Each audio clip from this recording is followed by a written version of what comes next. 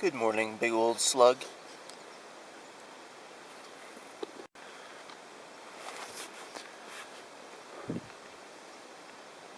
Well, it's not raining. That's good. Not yet. So I better get packed up before it starts. I had some terrible dreams last night. Well, one in particular. A horror movie. And it was about twigs, after burning all those twigs yesterday in the fire. And I just woke up from a dream where I was in my tent sleeping, and I heard a crunch of a footstep. And I grabbed my air horn immediately and just caught a glimpse under the tent of what was approaching, and it was like 20 school children with recorders. And they were like all together in unison, "Good morning," and they played a note on their recorder, and I was like, "Good morning," and they all were like, "Yeah!" Ran amok on my site after that. Okay, moving on. Bye. Finally all packed up, and it's misting very lately, but no wind right now, which is amazing. So I better try and make progress while I can, because there was supposed to be that big headwind on Wicksteed, and if I can avoid that or get there before it gets really picked up, that would be amazing.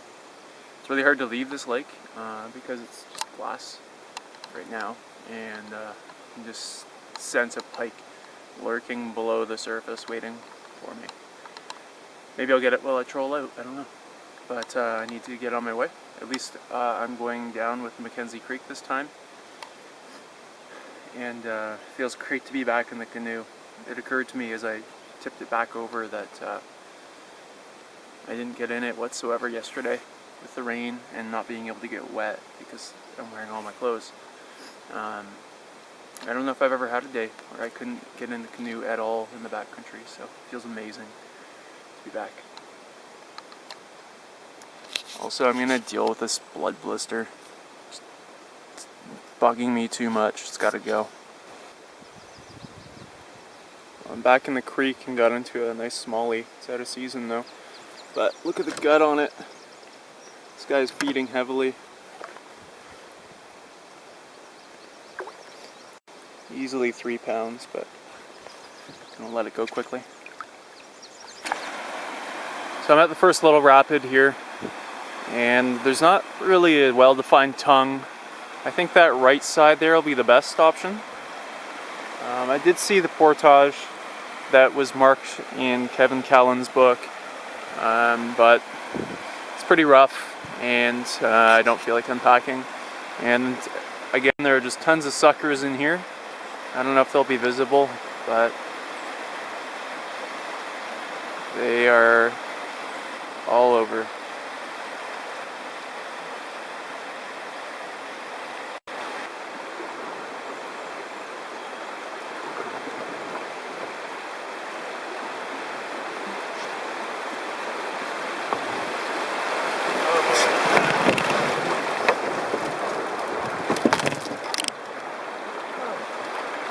Alright. And there's another one coming up here.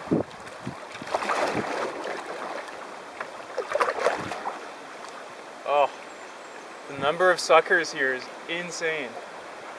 I'm almost hitting them with my paddle. Yeah, I think I'll go on the right side here and then try and cut back. Yeah, well, this is happening.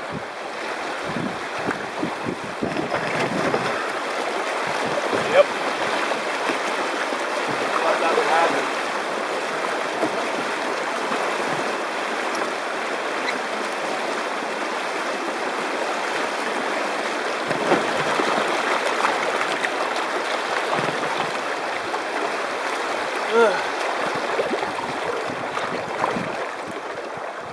I just stepped out in being pushed over it. Okay, and now at the base of this little rapid, I'm going to fish.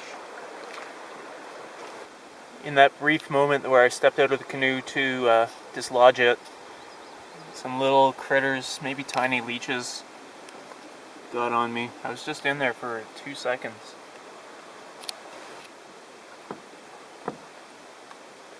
I'm approaching the rapids into Boyce Lake, and there are a bunch of boats cached here from the lodge on that lake.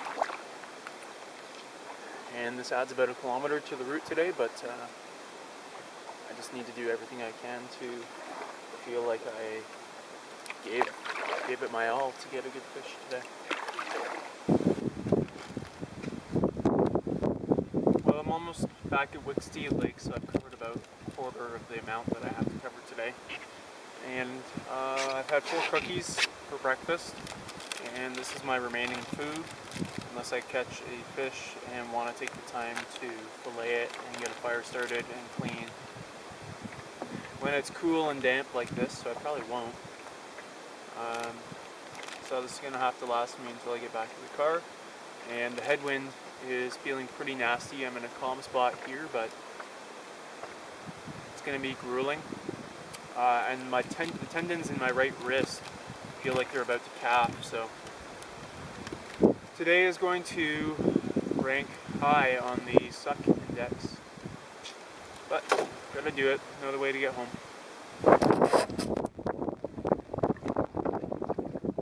I'm trying to tack against the wind diagonally like a sailboat, but progress is slow.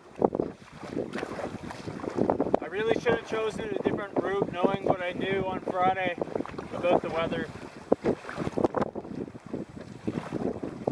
I'm still not even out in the open lake yet, not quite. The waves are going to get crappy, so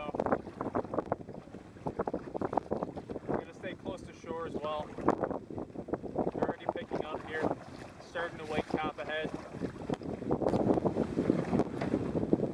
The wind is gusting to probably 40 kilometers an hour, and when it does that, there's nothing I can do. I might be windbound today. Might have to set up camp somewhere. Get back tomorrow instead of today. I don't know.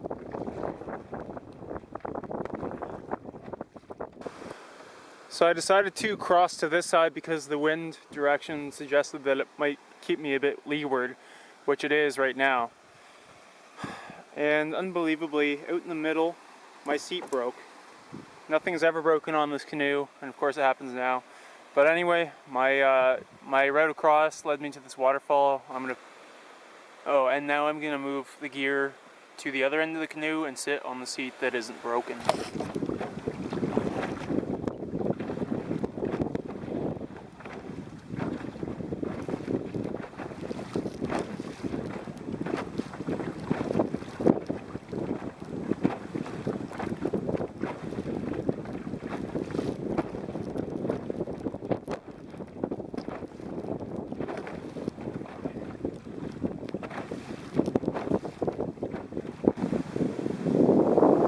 Trolling this big paddle tail swim bait to avoid catching any little guys because I just get blown backwards.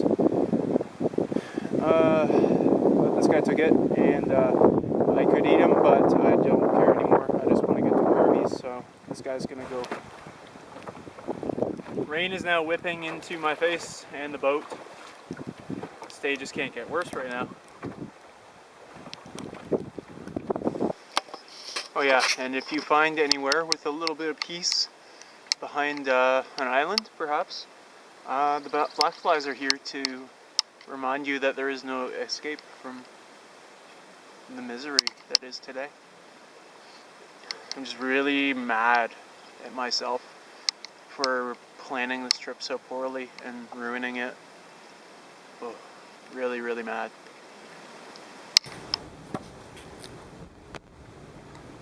I have never been gladder to be back. Ever. In any trip over all the years. I'm so done. I just can't wait to get to North Bay and stuff my face. My stomach is empty to the point of feeling nauseous, so I need dinner. I need lunch. It's 7 o'clock, so that was 10 hours, 10 or 11 hours of grueling paddling, almost without stopping. That's a wrap. So it's Thursday now. It's 3 days past the end of the trip, and I just didn't really want to recap it because I just didn't even want to talk about it. I was pretty grumpy about everything. I was genuinely upset with myself. I was in pain from the struggle against the wind for way too long of a time and distance. And it took the joy out of the trip, unfortunately, for most of it. I still had some good times, but a lot of the time I was hating it. Yeah, I was just mad because I set myself up for it. I knew that there was going to be those headwinds on the way in and the way out, and that day 3 would be pretty much all rain, so I should have changed my plans. But when you start looking at maps at home, it's easy to like romanticize and idealize a trip, and it just looks perfect, and you think, oh, I'm going to get a huge fish there, it's off the beaten path. So it's just easy to get carried away with that line of thinking. Ironically, this trip was my sensible option. I was going to do the Rock Lake to Welcome Lake loop in Algonquin and try and get into some brookies there, but there's 9 kilometers of portaging to do that, so I thought this was the sensible trip. I didn't want to do 9 kilometers of portaging in potentially peak black fly season. However, we're not really there yet. All the cold weather this month is fending them off. But yeah, in looking at the maps, I just thought this location would be more remote. And it wasn't really. It had a bunch of hunt camps on it, so that was a bit of a letdown. But more than anything, it was just the refusal to acknowledge the weather forecast that led to a tough time. I just should have stayed on Wicksteed, if anything. The fishing there is good, and yeah, there would have been some motorboats, but there were motorboats on Mackenzie anyway, so you have to be adaptable in the backcountry, and that's not only when you're out there and you're forced to be adaptable, but you should be adaptable beforehand in planning your trip. You get you get tunnel vision, and you start to just plan a trip and you get carried away, so best to be flexible. It was also just kind of too far for a 3-day trip. 3.5-hour drive is just a waste of time, gas, and money, and also burning lots of fossil fuels, which is never ideal in the face of climate change. But oh well.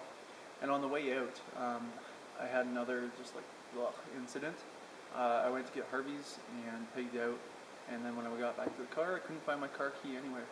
So I searched for about half an hour, and ultimately found it wedged in a crevice in the car. I changed some clothes before I went into Harvey's, so I wasn't disgusting. And yeah, I guess the key slipped out somewhere, and I finally found it. Thankfully the car was unlocked, and I was able to get to it. But yeah, finding that key, that $300 chip key, crazy price for a key these days, was the highlight of the trip. In some ways, I was really happy. And lastly, I mentioned that horrific dream about twigs. Just to give you a visual on that, it was this girl, and she was ghostly and gaunt. Picture like that, the character from The Grudge, that girl, and she would emerge from a closet in the middle of the night and silently place a heap of twigs beside you on the bed, and you'd wake up and you look at it and there's this pile of twigs. And then she was just haunting me. I was at a hockey game and she was like there watching me, and she kind of looked twig-like, and it was just the weirdest nightmare after burning twigs all day. It was bizarre. But yeah, it took me a while to fall back to sleep actually after waking up from that nightmare. It's just really creepy. It's the creepiest visual I've had in the backcountry since last summer when I was reading Adam Schultz's book, Alone Against the North. Amazing read.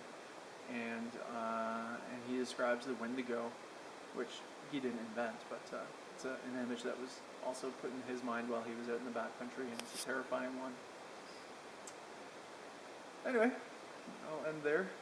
Probably gonna be the last trip for a few weeks while I buckle down for a little and do some work. But already looking forward to the next trip, and the pain of this past trip is in the past. And I've contacted Beach Marine in Hamilton where I bought my canoe, and they're shipping me a bunch of new brackets to hold up the seats, and I'll just replace them all while I'm at it probably. Just need a rivet gun. But anyway, they're amazing, Beach Marine. I love them. I'm so glad I bought my canoe there. So, gotta get that done before the next trip. I can't wait.